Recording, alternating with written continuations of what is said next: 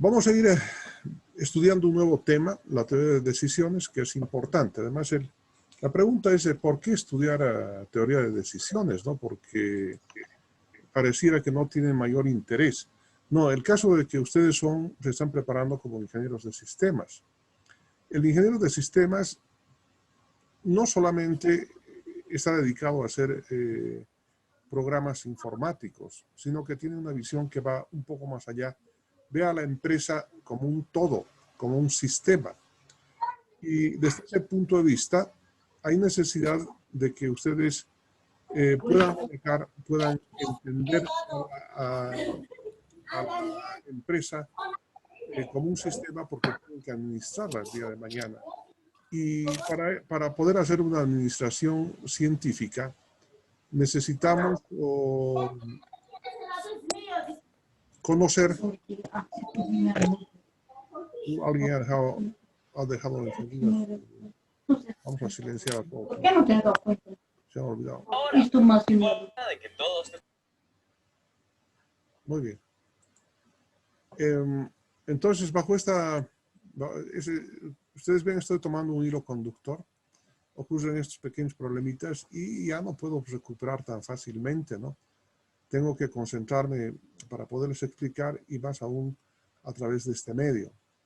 Entonces, les decía de que como ingenieros de sistemas, en algún momento van a llegar a ser los administradores de los sistemas y en el entendido de que una organización es un sistema, ustedes van a ser los administradores de esa organización. Fuera una empresa de producción, una empresa de servicios, un equipo de fútbol también podría ser, una iglesia, o todo lo que pueda ser comprendido como organización. Entonces, en ese entendido, ¿qué se hace dentro de estas organizaciones? Se toman decisiones. Y eso es lo que vamos a ver. Evidentemente, se toman decisiones en los diferentes niveles que existen en la administración operativa, en la administración intermedia y en la alta administración, donde también se toman decisiones. En la administración operativa, básicamente, toda su formación ha sido orientada hacia ese nivel. Entonces ahora vamos a pasar a analizar qué es lo que pasará en la administración intermedia y en la alta administración, cómo tomar decisiones y bajo qué características. Entonces, yo me imagino que están viendo esta pantalla de teoría de decisiones, ¿verdad? Está compartiendo la pantalla, dice. Muy bien. Sí, se ve. Muy bien, muchas gracias. Empezamos entonces, miren, hay un hombrecito ahí, un señor, que está ante la decisión de dos caminos. ¿Cuál de ellos va a tomar para seguir su camino, no?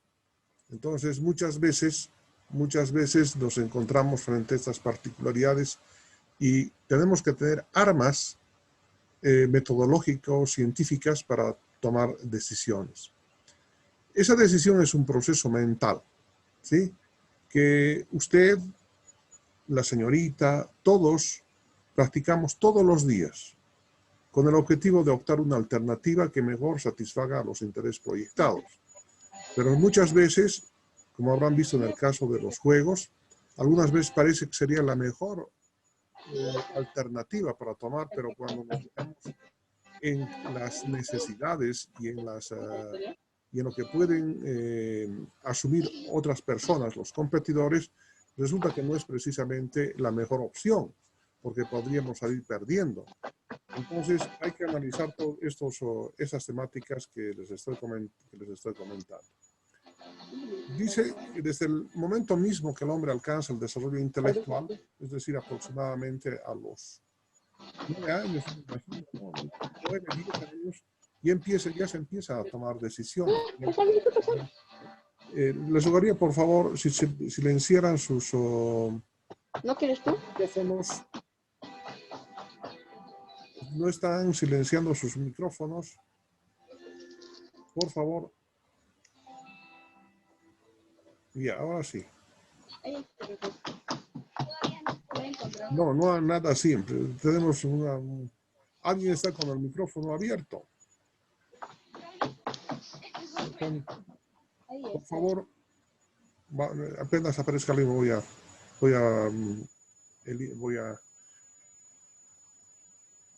desactivar su micrófono. Entonces, desde que la persona toma conciencia de sus actos, aproximadamente a los 9 años y hasta los 12, 15 años, y es una persona que puede decidir. Y hay que, bueno, son decisiones de la vida cotidiana las que se toman, ¿no? Pero cuando ya se está en un trabajo, ya se es parte integrante de un equipo profesional, entonces las decisiones se las tiene que tomar bajo mecanismos científicos. Entonces, les decía a ustedes, se toman decisiones desde los niveles operativos, intermedios y la alta dirección, y tenemos que ubicarnos en este sentido para ver dónde vamos a tomar decisiones. En el proceso de decisión, dice, influyen numerosas variables que se deben considerar, tales como el mercado profesional, aptitud profesional en el ejemplo que estoy dando, ¿no? O sea, ¿qué es lo conveniente? ¿Ustedes cómo han logrado decidir entrar a la carrera de Ingeniería de Sistemas? Porque les gusta, algunos han dicho porque se gana un poco más de plata, porque es una carrera actual, es tecnología de punta. Varios elementos son los que les han ayudado a tomar decisiones, ¿no? Entonces, de esta manera se deciden por una carrera. Y ese es el caso, tenemos que tomar una decisión. Pero algunas veces hay algunos estudiantes que toman decisión solamente por verse como ingenieros, ¿no?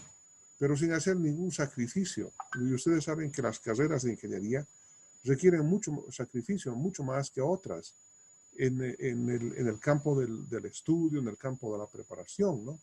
Entonces, como vienen de algunas veces con algunas ayuditas, algunos empujoncitos en colegio, entonces creen que va a ser lo mismo en la universidad y se encuentran en otro panorama y resulta que han decidido mal, ¿no? Y en la mitad del camino dejan la carrera. Ustedes deben conocer a muchos compañeros que pensaron que a través de la protesta, del trabajo en comunidad, etcétera, iban a quejarse a las juntas vecinales o a la asociación de padres de familia, van a pasar nomás. El trabajo en la universidad es diferente, ¿verdad? La seriedad es mayor, entonces ahí vienen los fracasos, pero de todos modos han tomado decisiones. Y ese es el proceso de la toma de decisiones.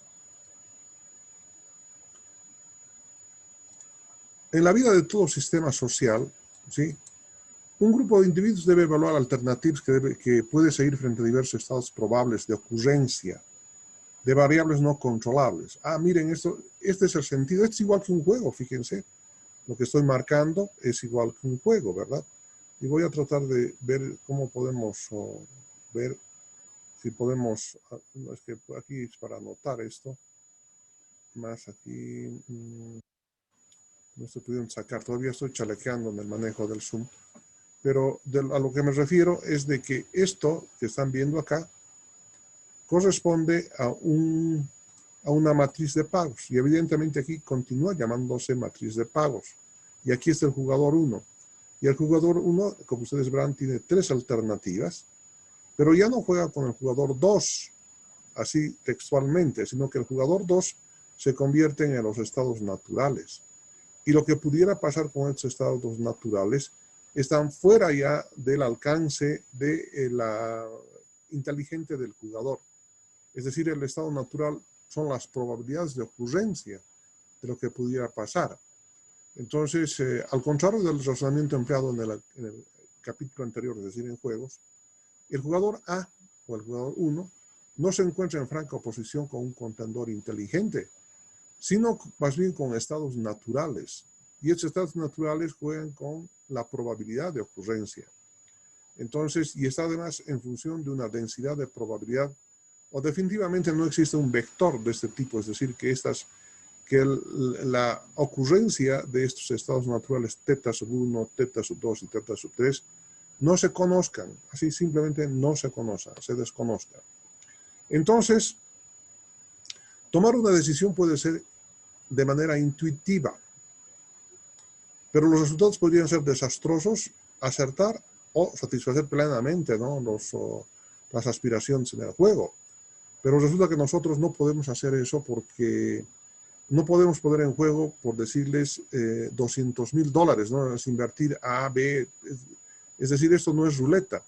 Fíjese dónde se toman ese tipo de decisiones en las ruletas, ¿no? En las casas de juego. Y ahí se gana o se pierde, pero no hay un fundamento lógico. Lo que tiene que hacer la persona, el profesional, es no perder. Evidentemente va a invertir va a tomar decisiones, ¿no? Va a tomar decisiones, pero en lo posible para perder lo menos posible y para ganar lo más que se pueda. Entonces, para esto, tengo que tener una metodología de cálculo, una base científica, que para seguir una alternativa racional y consistente, dice en el texto.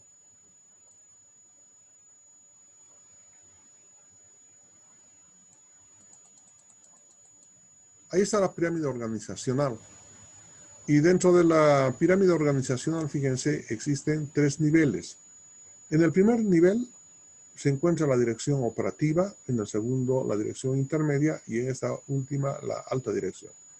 En la dirección operativa están todos los trabajos operativos, es decir, los que ya están relacionados, por ejemplo, en un banco, la parte operativa son los muchachos que trabajan en los cajeros.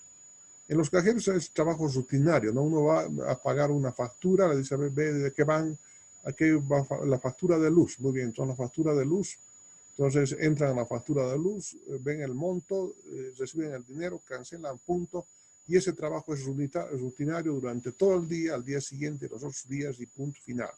¿Qué decisión se va a tomar acá? Son decisiones rutinarias. Aquí entramos en la dirección intermedia, acá. Y en esta dirección intermedia, acá, se van a utilizar los modelos de investigación operativa y otros modelos econométricos también que se han estudiado para tomar decisiones. Por ejemplo, ¿cuánto se tiene que producir en la planta industrial en función de algunas disponibilidades de recursos que se tengan? Supongamos que es madera, hierro o algunos perfiles más y tengo que construir sillas y mesas. Entonces tengo que utilizar el simplex y hago correr los modelos del simplex, pero fíjense, esa es una decisión bajo condiciones de certeza total. Pero según voy subiendo en la alta dirección, entonces me encuentro que aquí se toman decisiones bajo condiciones de riesgo, es decir, existe un vector de probabilidad de ocurrencia de los estados naturales o definitivamente no existe ese vector de probabilidades que tienen adjuntas a los estados naturales. Entonces, consecuentemente, nos encontramos frente a decisiones bajo condiciones de incertidumbre total. Entonces, esto es lo que debemos admitir, ¿sí? Y aquí dice, ¿no? La administración intermedia y la alta dirección desafortunadamente se enfrentan a problemas poco estructurados y donde la ocurrencia de la naturaleza puede o no ser descrita por una función de densidad de probabilidades asociada. Enseguida les voy a explicar. Es la probabilidad asociada a cada una de los estados naturales. En algunas circunstancias sí existe esa probabilidad y se utiliza normalmente el concepto de la esperanza matemática. Pero en otros no existen y nos encontramos no existen, por supuesto, estas probabilidades asociadas a los estados naturales. Entonces nos encontramos a situaciones de decisiones de incertidumbre total. Y eso es lo que vamos a ver. Que quede bien claro entonces. Los ingenieros de sistemas van a trabajar en cualquier punto de esta pirámide jerárquica, es decir, de la organización. La dirección operativa, que está en la base de la pirámide jerárquica, son decisiones de tipo rutinario, no necesitan mayor análisis, pero cuando se está en la dirección intermedia y en la alta dirección, se necesitan tomar decisiones de riesgo o decisiones bajo condiciones de incertidumbre. Y eso es lo que vamos a ver a continuación.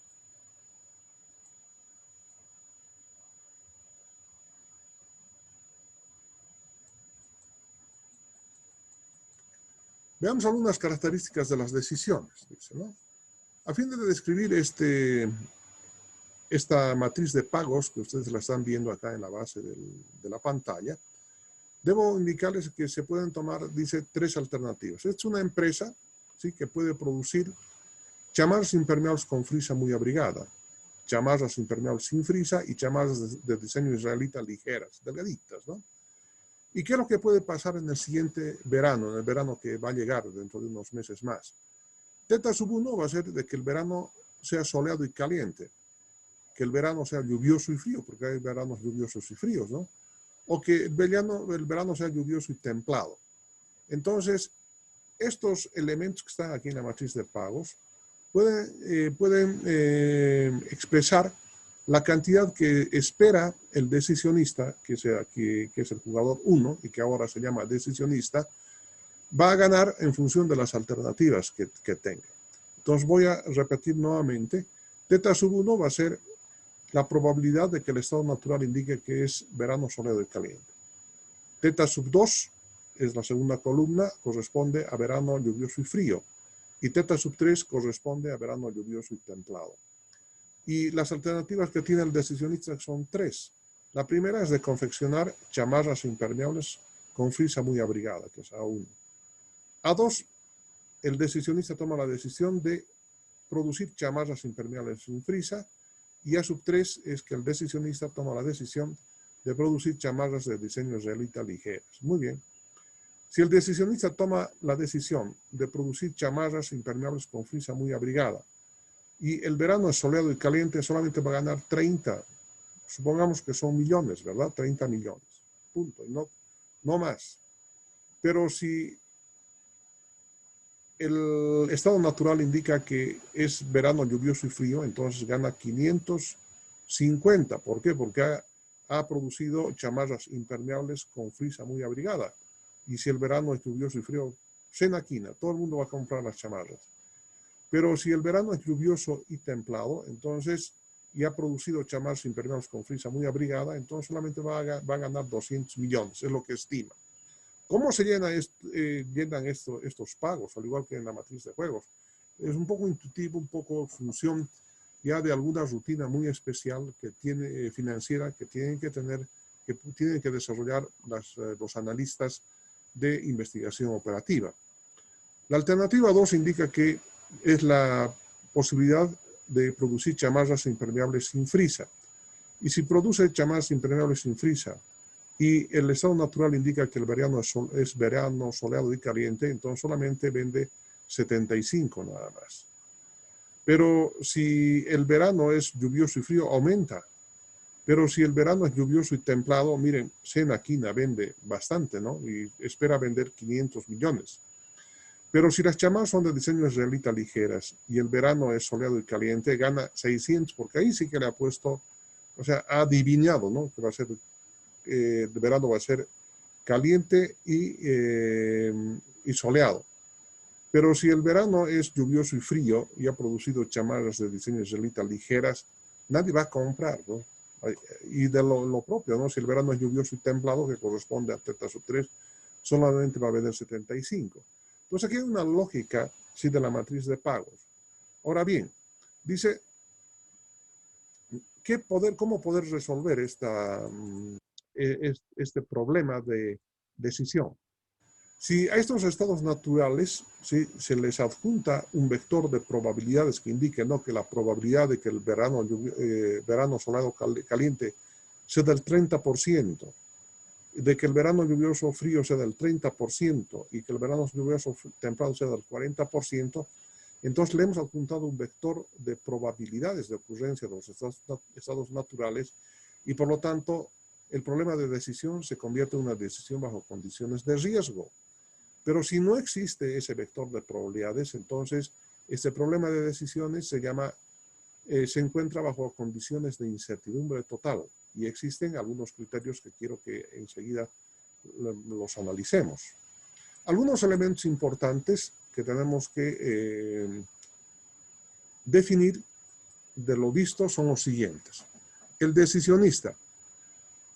El decisionista es el jugador 1, como en el caso de los juegos. Ahora ese jugador 1 se llama decisionista y es el que toma la decisión y tiene que tomar una decisión inteligente frente a una serie de alternativas. ¿Cuál es la alternativa que más le conviene al decisionista? Eso es lo que vamos a ver un poquito más allá. Pero básicamente el jugador 1 es el decisionista y en teoría de decisiones se llama decisionista, ya no se llama jugador 1. Las alternativas, ¿sí?, son las estrategias que el decisionista estructura en función de la realidad objetiva del problema. Esas estrategias son las que habíamos denominado en la teoría de juegos, ¿no? A1, A2, etc. Y tiene el mismo concepto, utiliza el mismo concepto. Dice, sintetiza los caminos alternativos que pueden seguirse para dar solución al problema planteado. Pueden ser 2, 3 alternativas, como en el caso del ejemplo que acabamos de ver. Las condiciones del estado natural son eventos mutuamente excluyentes. Eso es lo que queda bien claro también. O sea, no puede ocurrir una y otra a la vez. Es decir, su ocurrencia es única. Estos estados probables no solo se refieren a hechos naturales, sino también a situaciones donde el decisionista no puede intervenir en la acción de los mismos, constituyéndose en variables no controlables del problema. De esa parte iniciamos la clase de hoy. Es decir, no es controlable por el decisionista. El decisionista no puede controlar. Los pagos. Ahora, antes de pasar a los pagos, dice, cuando la probabilidad de ocurrencia de estos estados naturales en el problema es desconocida, entonces el problema se presenta bajo condiciones de incertidumbre total, lo que les había comentado. Pero si estas probabilidades surgen del análisis subjetivo u objetivo propio del decisionista, entonces la decisión se convierte en un problema de riesgo. Entonces, básicamente vamos a estudiar en este tema decisiones bajo condiciones de riesgo y decisiones bajo condiciones de incertidumbre total. Los pagos, también denominados consecuencias, son los elementos de la matriz y ahora los vamos a denominar B sub I sub J. Fíjense, igual que en el caso del juego. Y representan una medida de pago que el decisionista recibe por la aplicación de una de las alternativas y la probable ocurrencia del estado natural. Este pago debe ser evaluado naturalmente por una función simbólica empírica, lo que les había dicho. O sea, algo tiene que haber una rutina para poder calcular. Para nosotros no nos es muy importante, pero cuando el analista de investigación de operaciones ya está trabajando en una empresa, entonces tiene que darse modos para ver cuál tiene que ser esa rutina, que es propia de cada situación y que debe ser estructurado por el analista de investigación de operaciones, para brindar la mayor objetividad posible de estos valores de la matriz. Entonces, eso es lo que acabamos de resumir referente a una matriz que hemos estado viendo, una matriz de pago para este caso. Entonces, ahora vamos a estudiar este cuadrito. Este cuadrito indica las características de las decisiones bajo la acción libre de la naturaleza, que pueden ser problemas de certeza, de riesgo o de incertidumbre. Y vamos a ver este tipo de modelo. El modelo, bajo condiciones de certeza, es determinístico. ¿Qué tipo de modelo representa? El simplex. Puede ser otro modelo. Todos los modelos de redes son de certeza. ¿Por qué? Porque no intervienen estados naturales ni nada. Solamente ahí se meten los datos y se obtiene el resultado, ¿no? ¿Qué característica más tienen los modelos de estos modelos de certeza? ¿Cuántos estados naturales? Un hito. ¿Hay matriz de pagos? 1, es una unidad. ¿Hay vector de probabilidades? No hay. ¿Cuáles son los campos de aplicación? Contabilidad, producción, etc. Mientras que los problemas de riesgo ya es un modelo de tipo probabilístico, donde existen n estados naturales, es decir, n columnas. La matriz de pagos es m por n, es decir, hay m filas que corresponden a las alternativas, a las estrategias que tiene el decisionista, y n corresponden a las columnas de los estados naturales. Existe un vector de probabilidades que es 1 por n, evidentemente. Es una fila y n columnas que corresponden a la probabilidad. Luego, ¿dónde se aplica? Al campo de la producción y mercadotecnia. Y luego vienen los problemas de incertidumbre. El modelo es de criterio, y eso es lo que vamos a estudiar enseguida. ¿Cuántos estados naturales? N columnas. La matriz de pagos, por supuesto, tiene que ser M por N. ¿Por qué razón? M alternativas o estrategias y N estados naturales. ¿Hay vector de probabilidades? No puede haber, porque es un modelo de incertidumbre. ¿Dónde se aplica? En la alta gerencia, en la cúpula. porque no se tiene información. Los estados naturales se presentan, pero no los puede manejar el decisionista.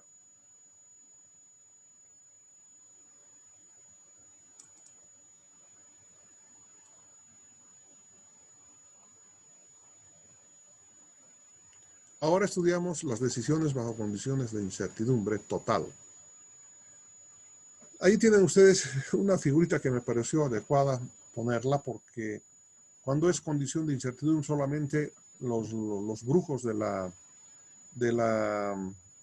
ceja del alto nos pueden dar, los callaguayas, los jampiris nos pueden dar alguna solución, ¿no? Porque después no existe pues una fórmula, no hay un vector de probabilidades para poder tomar mejores decisiones. Entonces nos encontramos frente a una incertidumbre total. Y eso dice, ¿no? Una de las principales funciones del personal jerárquico de una organización es la planificación, donde el futuro es expresión del estado natural e incontrolable para el decisionista. ¿Qué significa esto del futuro en planificación? Voy a suponer que estoy planificando la venta de este año de las alternativas que tengo de producción, y las alternativas pueden ser mercado altamente aceptable, un mercado que podía nuevamente reactivarse el virus del coronavirus y dejarnos sin mercado, de que la economía crezca, la economía decrezca. Fíjense, esos son los estados naturales, ¿sí?, que no puede manejar el decisionista. Esos son los estados naturales que están fuera del alcance del manejo del decisionista. Entonces, estas son las características. Y para resolver este tipo de problemas existen criterios de decisión, así se llaman criterios de evaluación. Y esos criterios que vamos a analizar corresponden al max-min, al maximax, al minimax, a Harvick y a Laplace. Y ustedes podrán, seguramente ya han empezado a relacionar max-min, min-max con los problemas que habíamos planteado en la teoría de juegos cuando habíamos resuelto 2×2, ¿se acuerdan? Evidentemente, porque en esa época, 1930-1940, ya empezó era la única manera de poder resolver ese tipo de decisiones, utilizando el max-min o el min-max, y utilizaron este criterio matemáticos previo a la gran producción que hicieron John Von Neumann y Oscar Morgenstern en la Universidad de Princeton en los Estados Unidos, ¿no? Entonces han utilizado esta técnica, estas teorías para desarrollar sus propuestas en la teoría de juegos tal como habíamos visto. Pero estamos hablando de unos matemáticos que están muy cercanos a ellos, que han colaborado, que han ayudado, y los vamos a ver a continuación, estos matemáticos que tienen una trascendental importancia. Es decir, de la teoría de juegos entramos a la teoría de decisiones. Y ustedes me están comprendiendo perfectamente lo que estoy diciendo, a lo que estoy planteando, porque ya tienen conocimientos de la teoría de juegos. Por eso habíamos indicado al principio de esta asignatura, cuando habíamos planteado la teoría de juegos, esta es una matemática que nos va a servir para comprender la teoría de decisiones, pero al mismo tiempo, hoy en día ha sido tan grande el avance en la teoría de juegos que prácticamente se han otorgado 4 premios Nobel, ¿no? Miren, hasta el 2017 se ha otorgado el último premio Nobel en la aplicación de teoría de juegos.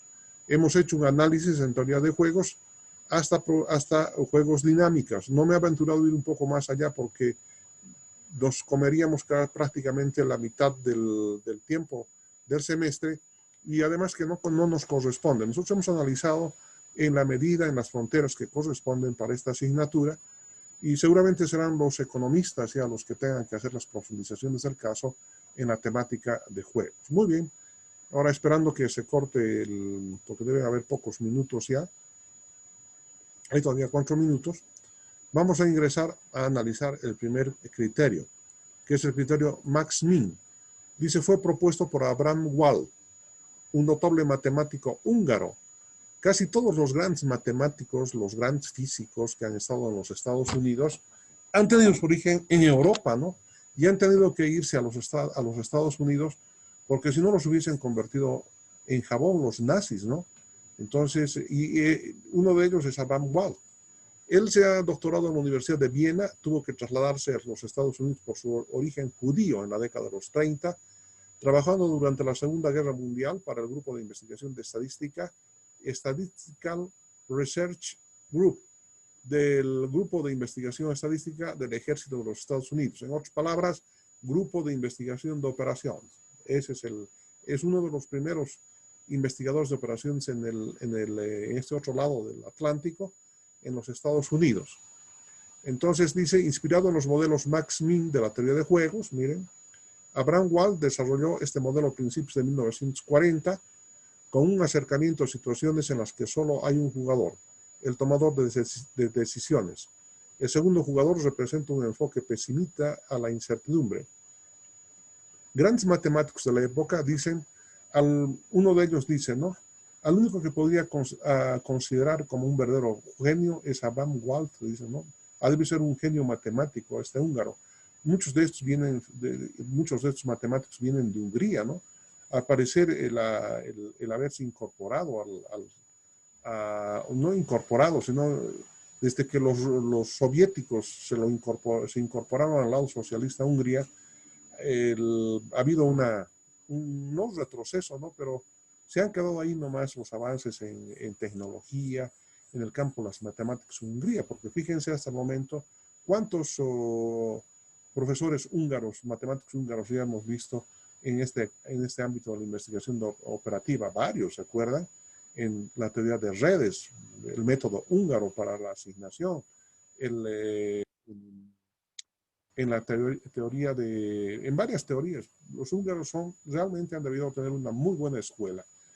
En este modelo Max-Min, de Wald dice, un jugador 1 juega primero y el jugador 2 conoce la decisión del jugador 1 cuando selecciona su decisión. Esta es una importante simplificación del juego bipersonal de suma cero, donde los jugadores eligen sus estrategias sin conocer la elección del otro jugador. Está basado en esta temática del Max-Min, porque así se ha desarrollado la teoría de juegos. Este criterio se lo conoce también como el mal perdedor, porque escoge lo mejor de lo peor. Elige una alternativa cuya peor consecuencia sea tan buena como la peor consecuencia de cada alternativa. Veamos. Supone que la naturaleza es malevolente y consecuentemente debe elegirse el menor valor de cada alternativa y de estos valores el mayor de ellos. Para el ejemplo planteado, vamos a ver. Esta es la matriz de pagos. Estos son los estados naturales. No existe un vector de probabilidades adjunto de ocurrencia a estos estados naturales y aquí existen tres alternativas, A1, A2 y A3. ¿Cómo se obtiene cómo podemos determinar la mejor alternativa para este juego? De la siguiente manera. Encontramos los menores valores, ¿sí? Por el lado de las filas. De la primera fila el menor valor 30, de la segunda fila el menor valor 75, de la tercera fila el menor valor 50. Y de todos estos valores que hemos encontrado en el vector S sub I, determinamos el mayor valor. Por lo tanto, desde el punto de vista del concepto Max-Min, que es de Abraham Wald, debemos determinar que la mejor alternativa es A sub 2. Ahí está Abraham Wald, él es la fotografía de este famoso matemático húngaro, nacionalizado en los Estados Unidos, y que desafortunadamente